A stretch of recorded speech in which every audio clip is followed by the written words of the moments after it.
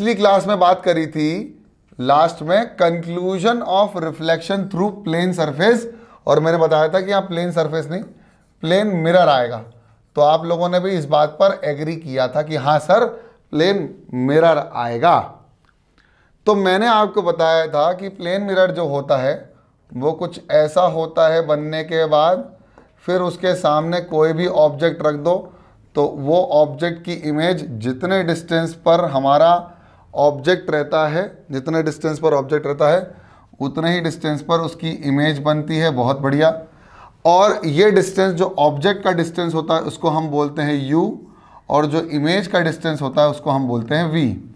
तो अल्टीमेटली हमारा जो distance of object will be always equal to distance of image from the mirror, and that distance should be perpendicular distance from the mirror. तो पहला point हमारा यही हुआ था। दूसरा पॉइंट हमारा ये है, दूसरा पॉइंट हमारा क्या है वो सुन लो। दूसरा पॉइंट ये है द इमेज फॉर्म्ड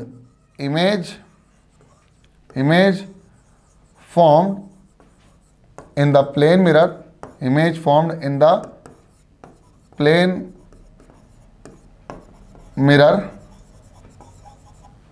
कैसी रहती है? वर्चुअल रहती है। Is virtual and erect, is virtual and erect. Erect का मतलब जैसा ऑब्जेक्ट खड़ा है वैसा ही इमेज भी खड़ी हुई मिलेगी, और वर्चुअल का मतलब है जो रिफ्लेक्टेड रेज हैं वो आगे जाके रियलिटी में मीट नहीं करते हैं, पीछे एक्सटेंड करना पड़ता है तब जाके मीट करते हैं। इसलिए जो इमेज फॉर्म हुई वो कैसी हुई? वर्चुअल। फिर हमारे पास आया साइज ऑफ ऑब्जेक्ट। क्या आया? Size of object, size of object is equal to size of image, is equal to size of image. क्या हुआ? साइज ऑफ ऑब्जेक्ट जो हुआ वो साइज ऑफ इमेज के बराबर हो गया। और आखिरी पॉइंट जो है वो ज़्यादा इंपॉर्टेंट है, लैटरल इन्वर्जन का। हालांकि इससे कोई न्यूमेरिकल आपके लिए नहीं बनता, लेकिन आपको अंडरस्टैंडिंग के लिए बनना ज़रूरी है ये चीज़ कि लैटरल इन्वर्जन क्या होता है। लैटरल इन्वर्जन वो प्रॉपर्टी होती है किसी भी इमेज की जो ऑब्जेक्ट का राइट जो होता है वो इमेज का लेफ्ट बन जाता है, जो इमेज का लेफ्ट होता है वो ऑब्जेक्ट का राइट बन जाता है, ऑब्जेक्ट का लेफ्ट इमेज का राइट बन जाता है। मतलब उल्टा होता है, साइडवेज इन्वर्शन होता है। इसलिए आप देखेंगे कि एम्बुलेंस में उल्टा लिखा रहता है। बहुत अच्छे से समझ में आ गया था। अब मैंने आपको जाते जाते एक प्रॉमिस किया था। वो प्रॉमिस ये था, पहला प्रॉमिस क्या था? पहला प्रॉमिस था कि आई विल प्रूव दैट, क्या बोला? Prove that distance of object, distance of object, और वो डिस्टेंस कैसा होगा? Distance of object from mirror, perpendicular distance from mirror is equal to distance of image, distance of image from the distance of image from the mirror। अब ये बात जो है वो बात समझ लेना कि हमको आज ये प्रूव करना है कि distance of object will be equal to distance of image from the mirror which is perpendicular distance. तो चलिए, हमने पिछली क्लास में ये बात करी थी कि इमेज बनती कैसे, तो आज फिर से बात कर लेते हैं इमेज कैसे बनती है। तो इमेज बनती है इन कारण से। सबसे पहले तो हमारे पास एक मिरर है, और इस मिरर की खूबसूरती ये है कि इसको पॉलिश कर दी है, और पॉलिश आगे से हुई, पीछे से हमने इसकी कोटिंग कर दी है, सिल्वर की कोटिंग कर दी है। ठीक है, तो ये कोटिंग हमने बहुत खूबसूरती से इसको कोटिंग कर दिया। अब क्या हुआ कि हमारा ऑब्जेक्ट जो है वो सामने आ गया। तो हमारा ऑब्जेक्ट सामने आ गया, ये सामने आ गया। तो जितनी दूरी पर ऑब्जेक्ट से मिरर है उतनी ही दूरी पर इसकी इमेज बन जाएगी। जितनी दूरी पर ये है तो यहाँ पर इसकी ये इमेज बन जाएगी, और जितना साइज है ऐसा दिखा कि बन रही है। अब प्रूव करना है ना डियर। तो भाई एक तो ध्यान रखना कि जब भी यहाँ पर कोई सन होगा या सोर्स होगा लाइट का, तो ये लाइट का सोर्स सबसे पहले ऑब्जेक्ट पर गिरेगा और ऑब्जेक्ट से हर जगह मिरर के सामने जाएगा और वहां से इंसिडेंट रे रिफ्लेक्टेड रे बनेंगी किसके लिए, मिरर के लिए। तो यहां से मान लीजिए एक ग्रीन वाली जो है ना, वो ग्रीन वाली भी एक इंसिडेंट रे है, सामने की सामने जा रही है। ग्रीन वाली भी एक इंसिडेंट रे है जो सामने के सामने जा रही है। क्या है, ग्रीन वाली भी एक इंसिडेंट रे है जो सामने के सामने जा रही है। तो एक तो सामने के सामने गई, तो जब सामने गई तो सामने वापस रिटर्न भी आ गई, है कि नहीं, आ गई ना।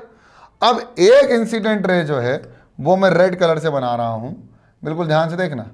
तो यहां से वो इंसिडेंट रे निकली और ये यहां गई, मान लो ये यहां गई, ठीक है। तो यहां पर क्या बनेगा, नॉर्मल बनेगा कि नहीं बनेगा, जल्दी बताओ। तो मान लो भाई नॉर्मल बना, तो ये जो नॉर्मल बनेगा वो मैं पीले कलर से बना रहा हूं, है ना, ध्यान से देखना। तो ये नॉर्मल बन गया, है ना, ये नॉर्मल बन गया, ये नॉर्मल बना दी, है ना। अब क्या होगा, angle of incidence equal to angle of reflection. तो हमारी जो रिफ्लेक्टेड रेज हैं वो कुछ यहां से निकलेंगी, कहां से निकलेंगी, यहां से निकलेंगी, और ये ऐसा लगेगा कि यहां से निकल रही हैं लेकिन ये ऐसे सीधे निकलेंगी। क्यों, angle of reflection is equal to angle of incidence. तो ये हो गया, तो ये हो गया angle of incidence equal to angle of reflection. और इंसिडेंट रे यहां आई और ये गई और ये पीछे की तरफ कहां होकर एक्सटेंड मिली, जहां पर ये सामने वाली जा रही थी। तो इसको भी पीछे एक्सटेंड किया है, तो इसको भी पीछे एक्सटेंड करने पर, मतलब इसको हटा देता हूं सबसे पहले तो, अच्छा ये हटेगी नहीं, चलो कोई बात नहीं, कोई इशू नहीं। तो ये पीछे जो गई है ये मिली, तो ये आगे जाके ये दोनों रेस तो नहीं मिल रही थी लेकिन ये पीछे जाके मिली, तो इसलिए कैसी इमेज बनी, वर्चुअल। अब इरेक्ट मिलेगी, ये दिखी हमको इरेक्ट मिली। अब सबसे इंपॉर्टेंट बात यह है कि ये डिस्टेंस जो u है, distance of object from the mirror will be always equal to distance of image from the mirror. ये प्रूफ करना है, v is equal to u। इतना क्लियर हो गया, चलो देखते हैं। बिल्कुल यहां पर अब लॉजिकली जो मैं सॉल्यूशन करने जा रहा हूं उसके लिए आपको थोड़ा सा मैथ्स याद रहना चाहिए। तो मैं मैथ याद करवाते हुए आपको आगे बढ़ा रहा हूं। थोड़ी सी मैथ लगेगी, टेंशन मत लेना, बिल्कुल डरने वाली बात बिल्कुल भी नहीं है। अब ये बताओ, पहले तो ये बताओ कि क्या एंगल आई जो है वो एंगल आर के बराबर होगा कि नहीं होगा, जल्दी बताओ। क्या एंगल आई आर के बराबर होगा, जल्दी से बताइए। हाँ सर होगा, 100%। और ये किताबों में अभी तक, अच्छा आप अभी NCERT उठाएंगे ना तो आप बोलोगे यार सर ने 3 क्लासेस 4 क्लासेस ले ली हैं लेकिन अब तक हम कायदे में पहुंचे ही नहीं है कि जहां हमें पहुंचना चाहिए था। मतलब अभी तक हमने कुछ पढ़ा ही नहीं है डियर, समझ रहे हो मेरी बात। तो वो ऐसी माहौल चल रहा है कि मैं आपको इतना बेस से उठा के लेके जा रहा हूं ऊपर तक ताकि 12 तक आपके काम आए, ठीक है। तो एक चीज पता चल गई कि angle of incidence equal to angle of reflection. अब एक बात बताओ, सिंपल सी एक बात बताना, एक सिंपल सी बात बताना। अगर ये एंगल आर है तो एक लाइन ये, एक लाइन सीधी और एक लाइन ये नॉर्मल, तो बेटा ये एंगल कितने डिग्री का होगा जरा बताओ। एक लाइन ये और एक लाइन ये, तो ये आर है तो ये कितना हो जाएगा, आर। वेरी गुड, ये भी आर, बहुत बढ़िया। अच्छा अगर ये एंगल आई है तो बेटा ये एंगल कितने डिग्री का हो जाएगा जरा बताओ। आई, अरे आई हो जाएगा ना, क्यों हो जाएगा बताता हूं। अब 2 lines parallel to each other acting as a transversal then alternate interior angles are equal ना। देख ये नॉर्मल और ये वाली लाइन पैरेलल होगी कि नहीं होगी, क्योंकि ये परपेंडिकुलरली तो जा रहा है, तो ये भी परपेंडिकुलर है और ये नॉर्मल भी परपेंडिकुलर है। तो there are 2 lines which are parallel to each other and this line, red line, is acting as a transversal, therefore angle I is equal to angle I. Yes or no? Yes sir. Very good. अब ये बता, same चीज ये angle R है तो बेटा ये भी तो एंगल R हो जाएगा ना डियर, बोलना। yes, बोल। अच्छा अब देख यहां पर तो मैथ्स लग रही है, बिल्कुल ध्यान से देखना। अब देख क्या एंगल I R के बराबर है,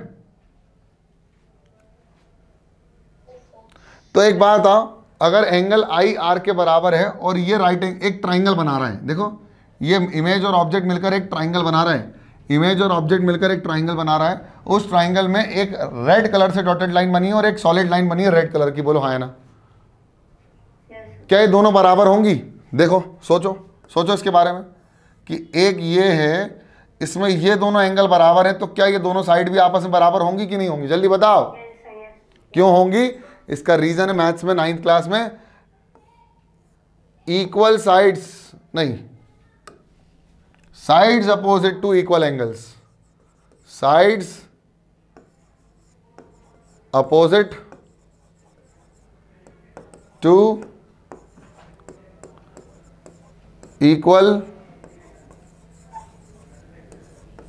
angles, side opposite to equal angles. तो जब side opposite to equal angles हो गई तो ये साइड और ये साइड आपस में बराबर हो गई। अब देख ये एंगल 90 डिग्री का है, तो बेटा ये पहला एंगल भी 90 डिग्री का है, ये 90 डिग्री का हो गया। और साथ में अगर मैं एक ट्राइंगल ए बी सी और डी की बात करूं, किसकी बात करूं? ये सी है, ये पॉइंट सी है, तो सोच इन दो ट्राइंगल में, triangle A B C and triangle A D C, दोनों ट्राइंगल में देखो, ध्यान से देखो, इस ट्राइंगल में, ये वाले में और ये वाले में, दिख रहा है? दिख रहा है? इन दोनों ट्राइंगल में एक चीज दिख रही होगी कि ए बी जो है वो ए डी के बराबर है, बोलो हाँ या ना। ए बी जो है वो ए डी के बराबर है और ए सी जो है वो ए सी के बराबर है, जल्दी बोलो हाँ या ना। कॉमन? अच्छा, और एंगल ए सी बी जो है वो एंगल ए सी डी के बराबर है, बोलो हाँ या ना। ये 90 डिग्री का हुआ, ये हो गया कॉमन, कोई सी भी एक साइड, और इसको हमने बोल दिया अभी निकाला इसके ऊपर से, तो ये हो गई हमारी हाइपोटेन्यूज। 90 डिग्री साइड और हाइपोटेन्यूज, यानी right angle hypotenuse side congruency से दोनों ट्राइंगल क्या कर दिए बेटा मैंने? कॉन्ग्रुएंट तो कर दिए, जल्दी बोल दो हाँ या ना। दोनों ट्राइंगल कॉन्ग्रुएंट कर दिए कि नहीं कर दिए? If these two triangles are congruent then their corresponding part of congruent triangle will be equal, therefore BC will be equal to DC, बोलो हाँ या ना। बाय CPCT, जल्दी बोलो, these two triangles are congruent then BC will be equal to DC, yes और no? इसका मतलब U किसके बराबर हो जाएगा मेरे प्यारे बच्चों? V के। And hence proved that the distance of object from the mirror will be always equal to distance of the image from the mirror, perpendicular distance होगा। The perpendicular distance of object from the mirror will be equal to the perpendicular distance of image from the mirror। Clear?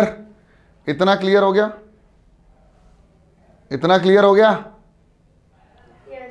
अरे बोल दो यार, अभी बोल दो, अभी अगर कोई भी डाउट है तो प्लीज बोल सकते हो अभी।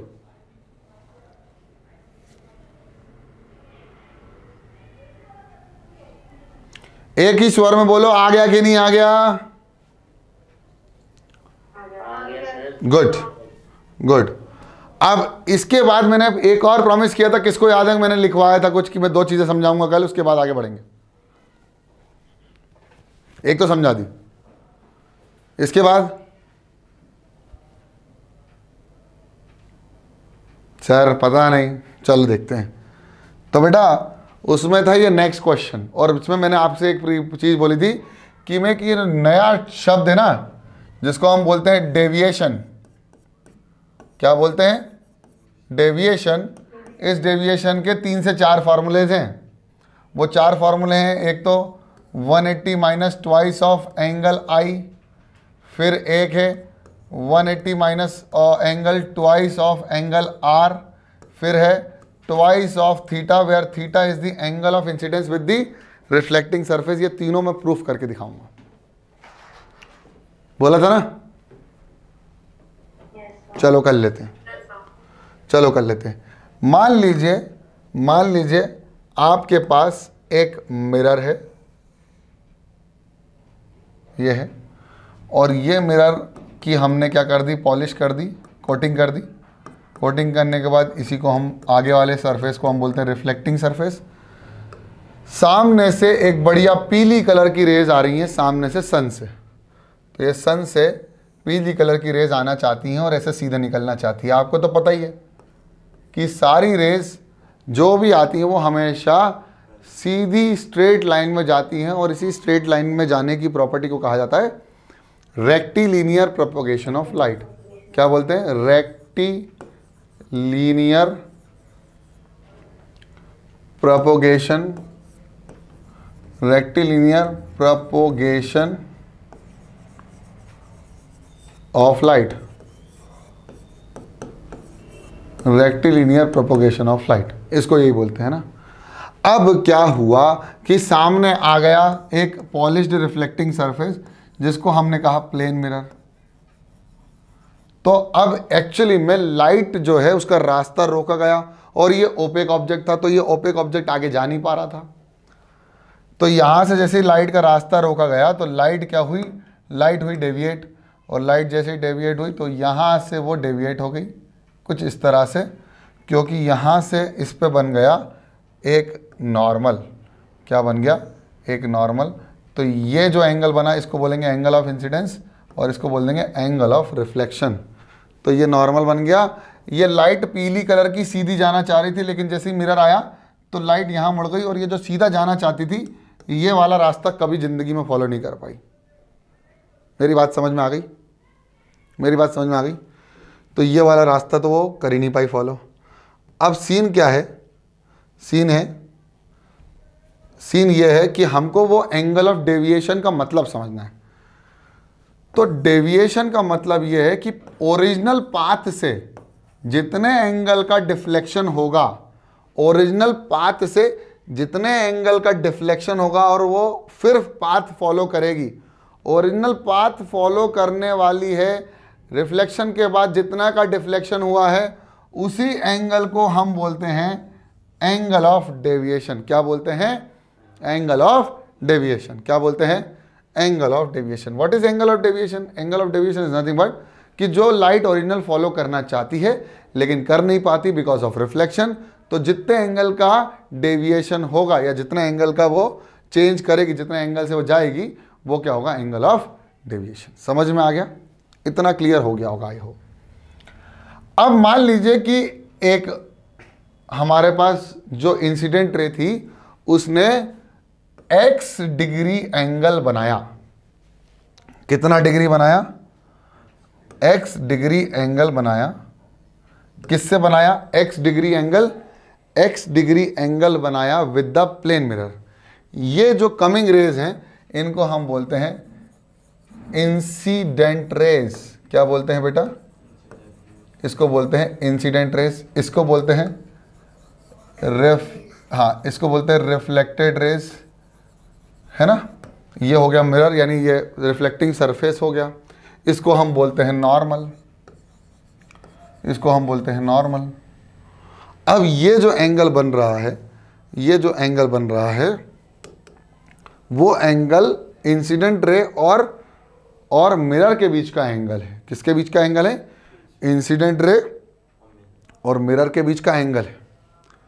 अब एक बात बताइए, सिर्फ इतना सा बताइए, अगर ये x डिग्री है और छोड़ दो, फॉरगेट अबाउट अभी एंगल I और angle R, forget about angle I और angle R, forget about angle I और एंगल R, अभी सब भूल जाओ। तो बेटा ये एंगल कितने डिग्री का होगा जरा बताओ, अगर ये x डिग्री दिया है, सिर्फ x दिया है तो। Very good. अगर ये पूरा 90 तो ये कितना हो जाएगा? 90 माइनस एक्स। अब भाई एंगल ऑफ इंसिडेंस कितना हो गया? 90 माइनस एक्स। तो एंगल ऑफ रिफ्लेक्शन भी कितना हो जाएगा? 90 माइनस एक्स। तो अल्टीमेटली ये एंगल कितना डिग्री का हो जाएगा? x डिग्री का हो जाएगा। यस और नो? Yes sir. गुड। अब एक बार बताओ, अगर ये लाइन सीधी ऐसे है और ये भी एक और लाइन है, तो बेटा ये एंगल कितने डिग्री का हो जाएगा? मेरे प्यारे बच्चों, ये एंगल भी x डिग्री का होगा। क्यों? Vertically opposite angles. क्या बोलते हैं इसको? Vertically opposite angles. क्या बोलते हैं? Vertically opposite angles. तो अब देखो जरा एंगल ऑफ डेविएशन कितना बता रहा है, therefore angle of deviation will be equal to 2 times of x। बोलो हाँ या ना, दिख रहा है, x plus x angle of deviation will be equal to 2 times of x। इसलिए मैंने कहा कि अगर आपको ये एंगल मिल जाए इंसिडेंट रे का प्लेन मिरर से, तो आप आराम से क्या निकाल सकते हो, एंगल ऑफ डेविएशन निकाल सकते हो। बस आपको करना कुछ नहीं है, आपको उसका 2 टाइम्स करना है। ठीक है, ठीक है। अब सारी पिक्चर, इस पिक्चर को अपन अलग रख लेते हैं, इस पिक्चर को अलग कर लेते हैं। अरे यार ये पिक्चर, अच्छा ये पूरी पिक्चर एक साथ आएगी, चलो देखते कितनी आती है। अच्छा ये पिक्चर आ रही है सिर्फ, तो इस पिक्चर को अलग कर लेते हैं। हाँ ठीक है, इस पिक्चर छोड़ो यार, अपन एक और पेज ले लेते हैं ना, दिक्कत क्या। अब मान लीजिए सेम एज इट इज है, इन सारे सब सिस्टम को मैं मिटा रहा हूँ, सब सिस्टम को मैं मिटा रहा हूँ, और यहाँ पर अभी भी पॉलिश कर दिए, कोई दिक्कत वाली बात नहीं है। अब हमें एंगल ऑफ इंसिडेंस दे रखा है, क्या दे रखा है, एंगल ऑफ इंसिडेंस। तो बेटा एंगल ऑफ इंसिडेंस है, तो ये क्या मिल गया, एंगल ऑफ रिफ्लेक्शन। यस और नो, यस और नो, हाँ सर मिल गया। एंगल ऑफ इंसिडेंस मिल गया, एंगल ऑफ रिफ्लेक्शन मिल गया। बेटा ये एंगल कितना होगा जरा बताओ, जरा बताओ ये एंगल कितना होगा। अरे हमको मतलब ही नहीं है, हमको तो पूरा ये एंगल पता है। अरे ये तो पता है ना, इसको ही तो बोलते हैं हम डेल्टा, इसी को डेल्टा बोलते हैं। क्या बोलते हैं, डेल्टा। तो अब हमारा जो डेल्टा होगा, वो डेल्टा किसके बराबर होगा जरा सोचो, delta plus R plus I, तीनों का सम कितना होगा, delta plus R plus I कितना होगा, 180 डिग्री।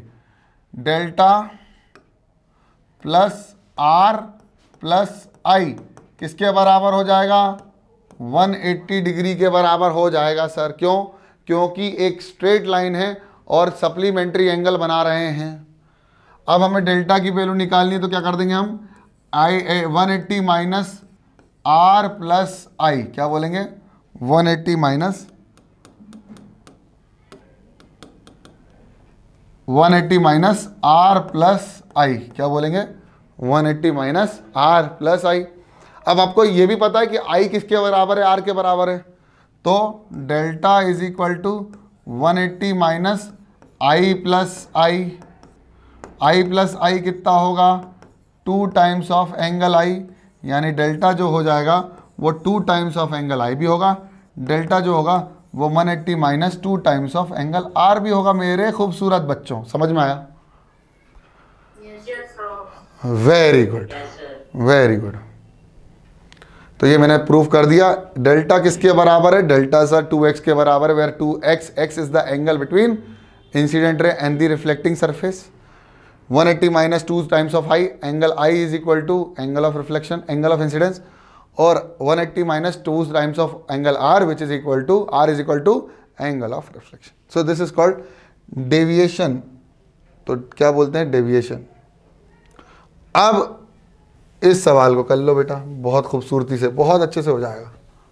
चलो, if a light ray incident on a surface at an angle of 30 degree, एक लाइट रे है, एक लाइट रे है, वो एक सरफेस के ऊपर कितने डिग्री से आ रही है, 30 डिग्री से आ रही है, तो ये बन जाएगी नॉर्मल, ये बन जाएगी रिफ्लेक्टेड रे। तो बेटा एंगल ऑफ इंसिडेंस बता दो, चलो एंगल ऑफ डेविएशन बता देना, एंगल ऑफ इंसिडेंस बता देना, और एंगल ऑफ डेविएशन कैसे निकलेगा वो आपको फॉर्मूला मैंने डायरेक्ट बता दिया है। इसका मतलब ये हुआ कि डेविएशन का जो एंगल होगा वो हो जाएगा 2 times of x, 2 times of x मतलब 2 टाइम्स ऑफ 30, यानी एंगल ऑफ डेविएशन कितना हो जाएगा बेटा, 60 डिग्री का। बोलो कोई दिक्कत तो नहीं हुई। अब रिफ्लेक्शन निकाल लो, तो अगर ये 30 का है तो ये 60 का, ये 60 का तो ये भी 60 का है। अब इसमें भी डेविएशन निकाल के देख लो, 180 माइनस 2 टाइम्स ऑफ एंगल आई, तो एंगल आई कितना है, 60 डिग्री। 180 माइनस 2 टाइम्स ऑफ 120, 180 में से 120 जाएगा तो कितना बचेगा, 60 डिग्री का बचेगा। मतलब ये जो आंसर आ रहा है वो यही वाला आंसर है। Yes. Yes, sir. आ गई बात समझ में? तो इसलिए मैंने कहा था कि अगर आप बेसिक को छू दोगे ना तो बड़े बड़े सवाल कर रहे सवाल आपसे बन जाएंगे। अगला सवाल है, अच्छा सवाल है। If an incident ray strike a surface normally, normally का मतलब क्या होता है जरा बताओ? 90 degrees. एट 90 डिग्री कोई इंसिडेंट रे आ रही है तो हम इंसिडेंट रे को भी ले आते हैं। एक इंसिडेंट रे 90 डिग्री पर स्ट्राइक कर रही है यहाँ पर, तो जाना वो सीधा चाहती थी लेकिन सीधा ना जाके वो वापस से मुड़ गई। क्यों? क्योंकि जो मिरर था उस पर लाइट रे इंसिडेंट हुई नॉर्मली, मतलब अब एंगल ऑफ इंसिडेंस जो होगा वो नॉर्मल के पैरेलल होगा। जब नॉर्मल के पैरेलल होगा तो एंगल ऑफ इंसिडेंस कितना होगा? Angle of incidence equal to 0 degree. बोलो हाँ या ना, बोलो हाँ या ना। Yes, sir. अब एक बात बताओ, ये इंसिडेंट रे आ रही थी लेकिन सीधा नहीं जा पाई, तो सीधा जाना चाहती थी लेकिन जा नहीं पाई, वापस चली गई, तो बेटा ये एंगल कितने डिग्री का होगा? 180. इसका मतलब एंगल ऑफ डेविएशन 180 डिग्री का आएगा। एंगल ऑफ डेविएशन 180 डिग्री का आएगा। सोचो, अब ये तो हो गया हमारा कॉन्सेप्ट, ये है फॉर्मूले पे, ये 90 डिग्री। बोलो हाँ या ना। Yes, sir. इसका मतलब Yes, sir. इंसिडेंट रे ने मिरर से कितना एंगल बनाया? 90 degrees. 90 डिग्री। इसका मतलब x की वैल्यू कितनी हो गई? 90 डिग्री। तो डेविएशन कितना हो गया? 2 times of x। 2 times of x मतलब 2 इंटू 90, और 2 इंटू 90 कितना हो गया? 180 डिग्री। अब उस दूसरे फॉर्मूले से कर लो, delta is equal to 180 minus 2 times of angle I। बेटा एंगल I कितने डिग्री का है? 80. अरे 0। 0, 0, 0. Angle between reflected ray and normal या angle between incident ray and normal is 0 degree. तो मेरे प्यारे बच्चों 180 माइनस 2 टाइम्स ऑफ 0 कितना होगा? 0, यानी आंसर कितना आ जाएगा? 180 डिग्री। अभी भी डेल्टा उसी बराबर आ रहा है जिस बराबर वो आ रहा था। क्या मेरी बात और पिक्चर क्लियर हो गई दोनों को, सबको? Yes, sir. Yes, sir. Yes, sir. अभी मैं आपको एक बात का ज्ञान देना चाहता हूं कि आपने जितनी भी क्लासेस अभी अटेंड करी हैं उसमें आपने अब जाके क्लास 10th के इंट्रोडक्शन को ख़त्म किया। मैं बता रहा हूं, क्लास 10th का इंट्रोडक्शन चल रहा था अब तक। क्लास 10th का इंट्रोडक्शन, और ये बात बिल्कुल नक्की है और पक्की है कि इंट्रोडक्शन चल रहा था। अब जो आएंगे उसमें हमारे दूसरे टाइप्स ऑफ मिरर आएंगे, जिसमें हमारा दूसरा टाइप ऑफ मिरर कौन सा है? सबसे पहला था हमारा मिरर प्लेन वाला, अब है स्फेरिकल मिरर। कौन सा मिरर है? Spherical mirror. तो अब जो बात नक्की है वो ये है कि अब हम पढ़ने वाले हैं स्फेरिकल मिरर। तो स्फेरिकल मिरर पे थोड़ा सा कंसंट्रेट करना है, हो सकेगा तो हम अगली क्लासेस में पढ़ेंगे, लेकिन आज मैं थोड़ा सा इंट्रोडक्शन देता हूँ और आपको मैं पेज नंबर 2 तक पहुँचा दूंगा आपकी एनसीईआरटी के। ठीक है, तो देखो आप लोगों ने स्फीयर तो देखे होंगे, है ना? देखे ना स्फीयर? चलो मैं दिखा देता हूँ आज आपको कि आपने एक स्फीयर तो देखा होगा, और ये है वो स्फीयर, है ना? ये वो स्फीयर है, ये है वो स्फीयर, है कि नहीं? स्फीयर है ना, 3D, है कि नहीं? अरे है कि नहीं? 3D स्फीयर, है ना? अब ये स्फीयर को अगर सामने से 2 डायमेंशन में देखोगे तो 2 डायमेंशन में ये स्फीयर कुछ ऐसा दिखता है, ये स्फीयर कुछ इस तरह का दिखता है। बोलो हाँ है ना? Yes, sir.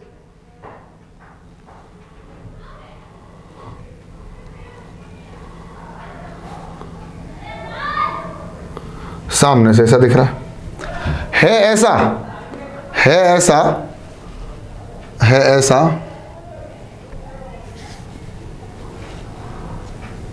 लेकिन दिख ऐसा रहा। सामने से दिखना ऐसा है, सामने से दिख ऐसा रहा। अब एक खूबसूरत बात यह है, एक खूबसूरत बात यह है कि अब हमारे पास ये एक, क्या हुआ भाई? अब हमारे पास माइक बंद कर लो भैया। अब हमारे पास बात ये है कि हमारे पास सामने से ये 3D में तो ऐसा होता है, लेकिन सामने से दिखता है ऐसा क्योंकि हमें इसका एक फेस दिखता है। बस क्या दिखता है? एक फेस। ठीक है। अब मिरर बनाना है तो ये हमारे पास जो है वो ग्लास, क्या है? ग्लास का स्फेरिकल सरफेस है। क्या है? ग्लास का एक स्फेरिकल सरफेस है। अभी मिरर बनाने गोदाम में गया है, अभी मिरर बना नहीं है डियर। मिरर कब बनता है? प्लेन ग्लास भी मिरर कब बनता है? जब हम उसकी क्या कर दें? पॉलिश कर दें। पॉलिश करने के पहले कोटिंग कर दें, कोटिंग के बाद अपोजिट साइड पॉलिश वगैरह कर दें तो मिरर बनता है, तब जाके आपको चीज़ें दिखती हैं। अब क्या हुआ, इस पर्टिकुलर स्फीयर का भी एक सेंटर होता है, बोलो हाँ या ना? तो ये सेंटर ऑफ स्फीयर और ये भी सेंटर ऑफ स्फीयर। हमारे पास स्फीयर का सेंटर होता है ना, तो उस पर्टिकुलर ग्लास स्फेरिकल सरफेस का भी तो सेंटर होगा कि नहीं होगा? होगा। अब क्या हुआ कि हमने एक छोटा सा पार्ट लिया स्फीयर का। अब छोटा सा पार्ट कितना लेना है? मान लीजिए हमने इतना पार्ट लिया, इतना निकाला और इधर से इतना निकाला, और इन दोनों पार्ट को, अब ये दोनों पार्ट ऐसे दिख नहीं रहे हैं, ये 2D में ऐसे दिख रहे हैं, लेकिन है ऐसे सरफेस वाले, इनके पास कर्व्ड सरफेस है। इनर कर्व्ड सरफेस है, आउटर कर्व्ड सरफेस है। थोड़ा सा पार्ट आपने लेमन में से एक स्लाइस काटी होगी तो जो निकला वो ये है, मतलब इधर भी एक एरिया है, हमें 2D में दिख रहा है सिर्फ। अब स्फेरिकल ग्लास पे जैसे ही हमने पॉलिश कर दी अंदर की तरफ, सॉरी इसको बोलते हैं कोटिंग। क्या बोलते हैं? कोटिंग। क्या बोलते हैं? कोटिंग। तो ये पॉलिश नहीं होती, पॉलिश तो इसके साइड में बाहर की तरफ होती है, जो बनता है रिफ्लेक्टिंग सरफेस। क्या बनता है? यस, जो बनता है वो रिफ्लेक्टिंग सरफेस ये बनता है। और इसी साइड को भी बोलते हैं हम पॉलिश्ड साइड। क्या बोलते हैं? पॉलिश्ड एरिया या पॉलिश साइड। और ये होता है कोटिंग, कोटेड। ऐसे ही इसके बाहर तरफ हमने अगर कोटिंग कर दी तो अंदर की साइड जो बनेगा वो क्या बन जाएगा? Polished surface. क्या बन जाएगा? क्या बन जाएगा? Polish surface. और इसी को हम क्या बोल देंगे? Reflecting surface. क्या बोल देंगे? Reflecting surface. इसको हम बोल देंगे कोटिंग सरफेस, कोटेड। इसको हम बोल देंगे कोटेड सरफेस। अब बात इतनी सी है कि इन स्फेरिकल सरफेसेस को लेकर हमको दो अलग प्रकार के मिरर्स मिले, जिनमें पहला मिरर का नाम पड़ा कॉन्वेक्स मिरर। जब हमने कोटिंग अंदर करी, पॉलिश बाहर हुई, या रिफ्लेक्टिंग सरफेस बाहर मिला। और जब हमने कोटिंग बाहर करी और रिफ्लेक्टिंग सरफेस हमको अंदर मिला तो हमारा बना कॉनकेव। तो ये बना कॉन्वेक्स मिरर और ये बना कॉनकेव मिरर। और इन दोनों मिरर्स को क्या कहा गया? Spherical mirror. क्या बोला? Spherical mirror. क्या बोला? Spherical mirror. समझ में आया कि नहीं आया? पहले तो इतना बताओ। तो छापोगे? छापना चाहोगे? हाँ सर लिखना चाहेंगे, वो आपने प्रूफ करवाया है, वो अभी हम लिख लेंगे। कोई डाउट आएगा तो पूछ लेंगे। अबे पूछो ना, बोलो ना। हाँ सर लिखना चाहते हैं, बोलो। हाँ तो चलिए समय दे रहा हूँ आपको लिखने के लिए। जल्दी से इसको छाप लो कॉपी में और दिमाग में पहले।